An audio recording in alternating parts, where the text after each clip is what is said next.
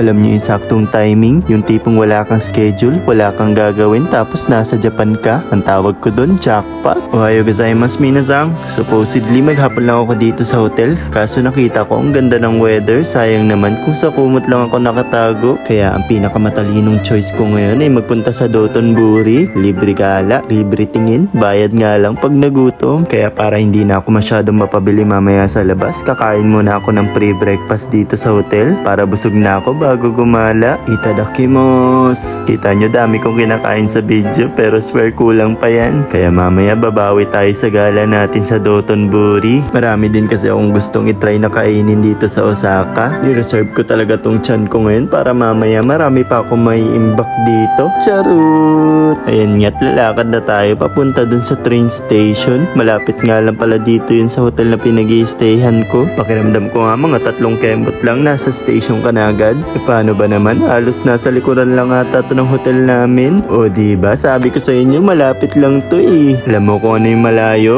Yung maging kayo ng crush mo. Mas malabo pa sa picture mo pag front ka mang gamit mo. Awit! Ayan nga't sasakay na tayo sa ating first train. Maaga nga ako lumabas ngayon kaya hindi puno itong train ngayon na nasakyan ko. First time ko nga gagala ngayon dito sa Osaka. Kaya't biglaan lang din nga na naisip kong magpunta sa Dotonbori. Napakadami kasing magandang puntahan dito kaya't di ko nga alam kung saan yung uunahin. Sabi ko nga sa isip-isip ko kung saan na lang ako dalhin ng pako yun na lang pupuntahan ko. Mahirap na kasi pag pinaplano lalong di natutuloy. Parang swimming nyo lang ng mga kaklase mong hanggang sa chat nyo lang na-enjoy. Charot! Ayun nga't nandito na nga tayo sa next station na sasakayan natin. Nakot saktong-sakto nga pagbaba ko'y kakarating lang ng tren. Ilang station nga lang ang pagitan nito papunta dun sa destination natin. Nagbibilang ka lang ng 5, 4, 3, 2, 1 at ayan na, nandito na agad tayo. Ang ganda nga ng pangalan ng station na ito. Parang English lang, Namba. Madalas ko nga marinig ang pangalan ng station na to sa mga vloggers dito sa Osaka. Then ayan, itap na natin nang makalabas na tayo. Pagkalabas ko nga may nalalagad ako na lugar dyan sa Pinas.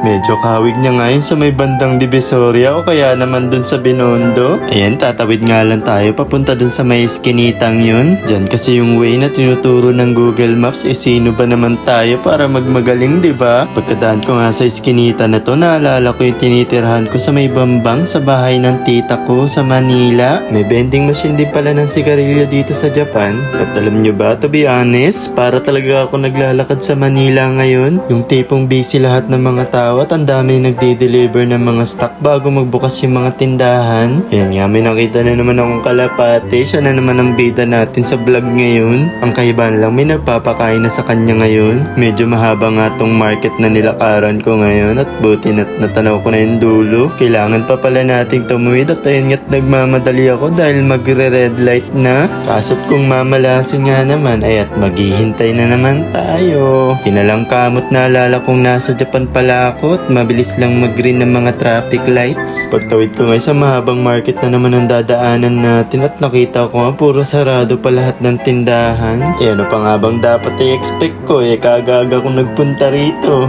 Nung malapit na ako makarating sa dulo, may nakita na akong bukas ng mga kainan at nagulat nga ako dito sa nakita ko. Kahigante ba namang alimango? Bigla nga ako natakam kaso plastic lang pala yung mga yan. Nung dumiretso pa nga ako, ang dami ko pang nakitang katulad nito. Halos lahat pala ng mga tindahan sa kali na to may mga ganitong uri ng statwa. Sa ganitong paraan kasi mas mabilis malalaman ng mga taong dumadaan kung anong siniserve ng bawat restaurant dito. Napaka-unique nga ng ganitong idea lalo't kung patay gutom ka. Kung nagugutom ka, tingnan nyo naman sino ba naman mag-aakala na plastic o gawa lang sa mga bakal tong mga to. Para kasing totoong mga higanting pagkain na nasa harapan mo. Kaya't di mo talaga maiiwasang tumingala sa taas pag napadaan ka rito. Ayun nga't pag nakita mo na tong bato na ito, ibig sabihin malapit ka na dun sa mismong spot ng Dotonbori. Kaso lang alam nyo ba, pagkarating ko dito, hinahanap ko kung nasan na yung statwang hinahanap ko. I mean yung sikat na billboard na madalas puntahan ng mga tao dito. Kaliwat kanan na nga tinignan ko pero hindi ko pa rin nakikita. And nga't ido-double check ko na nga lang yung paligid, baka may nakaligtaan lang ako. Kaya pala wala sa kaliwat kanan, abay nasa likuran ko lang pala. Ano pa nga bang dapat gawin, abay 360 degree roll na yan. Payahiya pa pero mamaya magpipicture din yan. Nonchalant lang daw muna dahil kakarating pa lang natin. And nga't nandito na nga tayo sa Dotonbori. Alam niyo bang gusto ko sanang i-explain sa inyo kaso mukhang may gustong maging bida sa vlog natin ngayon. O sige, kayo mag-explain. Di ba nag-explain ako dito?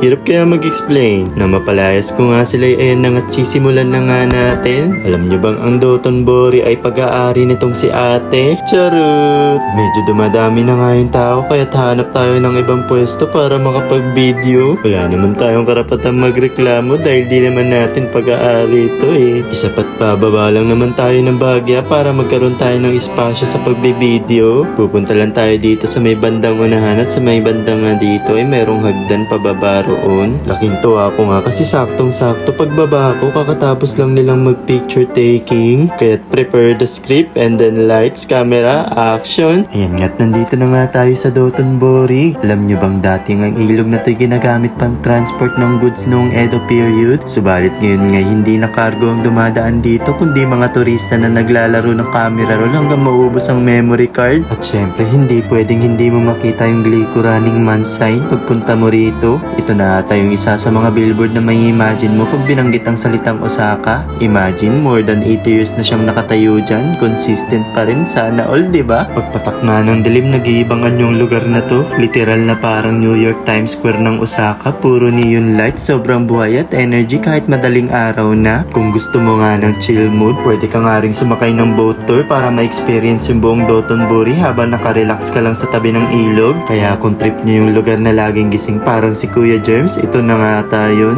Ang Dotonbori, walang tulugan. O siya, tama ng trivia at nagugutom na nga ako. Kaya't pupunta nga tayo dito sa may bandang baba ng Don Quixote dahil balita ko dito daw matatagpuan yung viral na 10 yen na pancake. Yun nga yung pancake daw na pag kinagat mo yung nag-stretch yung cheese sa bibig mo. Yung parang glue nga na nilalagay mo sa dalawang palad mo nung bata kapat pag natuloy pagdidikitin at tutuklapin mo. Ayun nga't malapit na nga tayo at natatanaw ko na yung signage yung statwa ng 10 yen coin. Andito na nga tayo at swerte dahil kakaunti lang ang tao dahil maaga tayo nakarating ngayon. Ayun nga't tayo na nga ang kasunod kaya't samahan nyo akong umorder ngayon. Ito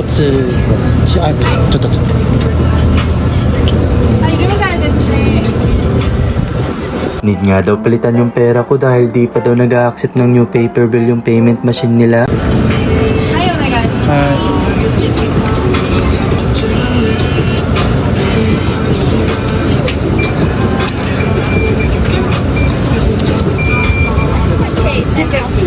Pagkakuha ko nga ng ticket, abay nagulat ako kay kuya kahit nahulog ko nga isang resibo. Aray ko po.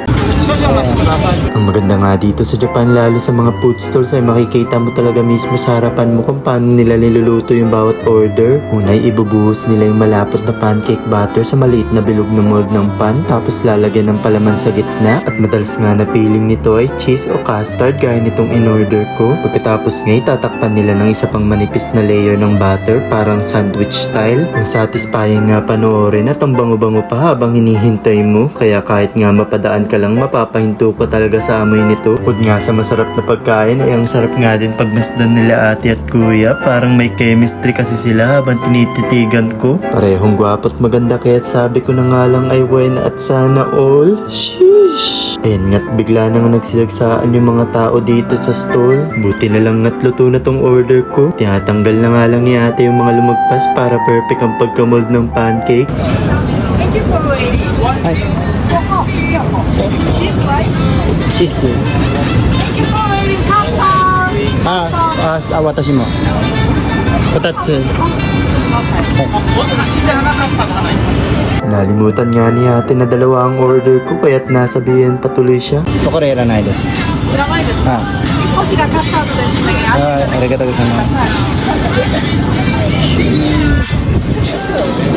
Ayan nga, tahanap tayo ng spot kung saan maganda kainin to. Napakainit kasi dun sa pwesto nila kanina. Itong dalawa nga pala yung in-order ko. Isang cheese at yung may star naman ay yung custard na flavor. Pero syempre, uunahin natin tong cheese para matesting natin kung may sasabit ba. Try ulit natin kasi first bite pa lang wala na agad sumabit. Takot nangangamba na nga ako niyan dahil mukhang nawawala yung cheese sa loob ng pancake. Maluha-luha na nga ako yan dahil akala ko'y wala talagang cheese nang biglang ayun. Sa may bandang gitna mo pala dapat siya kakagatin. Nung madiscover nga ang cheese, ayan at nag-enjoy na ako sa pagkain. Di ko nga rin pinalagpas yung mga sumabit dun sa loob ng packaging. Nakakatuwa nga't dati napapanood ko lang to sa mga nagbablog dito sa Japan noon. Kaya nga't grabe ko siya kung lamutakin ngayon. Nakakaaliw nga din dahil noon napapanood ko lang to sa mga TV commercial ng pizza noon. Yung tipong malagoma yung mozzarella cheese sa sobrang pagka-stretchy niya. Ngayon ko nga lang din napagtanto na normal lang din pala ang lasa ng cheese na to. Ang nagpa-unique lang talaga yung texture na binibigay niya sa mga pagkain. Abay, tantanan mo na at may isa pa tayong kakainin. Sinunod ko na nga itong custard at di pala siya stretchy katulad ng cheese kanina. Pero alam niyo ba't mas nagustuhan ko nga ang lasa nito kumpara dun sa cheese kanina? Kung mahilig ka nga sa maalat ay perfect yung flavor ng cheese para sa'yo. At kung katulad ko nga na sweet tooth ay mas bagay ito sa yung custard. Hindi naman siya ganun ka sobrang tamis kaya hindi ka rin mauumay rito. At palagay ko nga pwede rin tong kainin ng mga bungal dahil napakalambot lang ng mismong pancake. Charot! Pagkatapos ko nga kumain, ayan nga't nagugutom na naman tayo kaya naghahanap na naman tayo ng kakainin. At bago nga umuwi, naalala ko yung dinaanan ko kanina. Pagkabalik ko nga'y bukas na lahat ng mga tindahan na nandirito. Pag andito ka nga sa Osaka, hindi talaga pwedeng hindi mo matitikman ang isa sa pinaka-iconic na pagkain dito, ang takoyaki. Alam mo ba, dito mismo sa Osaka nagsimula ang sikat na street food na to. Kaya masasabi mong sila talaga ang may pinaka-original na gawa.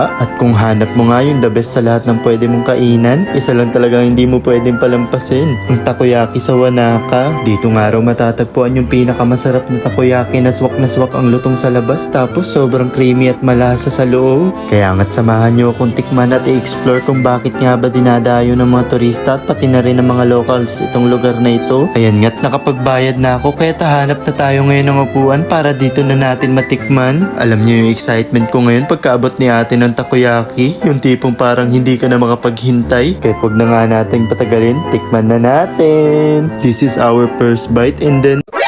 NANI? Ayan nga't sa sobrang katakawan ay napaso nga ako. Aray ko po. Nalimutan ko ang takoyaki pala itong kinakain ko kaya dapat di pala dire-diretso ang pagsubo. Ayan nga't hinihipan-hipan ko muna bago ko isubo dahil sobrang init pa rin talaga. Totoo nga yung chismis na napakasarap ng takoyaki rito. Kahit sobrang init, lasang-lasa mo pa rin yung mismong baby octopus na nasa loob. Hindi siya tinipid at solid talaga yung bawat kagat. Iba rin yung texture kasi sobrang crispy nung labas at yung loob naman ay parang natutunaw sa bibig mo sa sarap. Ibang-iba nga yung lasa nito, di katulad ng typical na takoyaki na natitikman ko noon sa Pinas pa ako. Dito sa Wanaka, ramdam mo talaga na authentic at special yung bawat peraso. Kaya masasabi ko, worth it talaga pumila at balik-balikan to. Busog na nga ako't kaya't uwi na ako. Salamat ulit sa pagsama sa akin ngayong araw. Sana nag-enjoy at nabusog ko rin kayo. Kita-kits nga pala ulit sa susunod na gala natin. Ingat kayo palagi. Bye!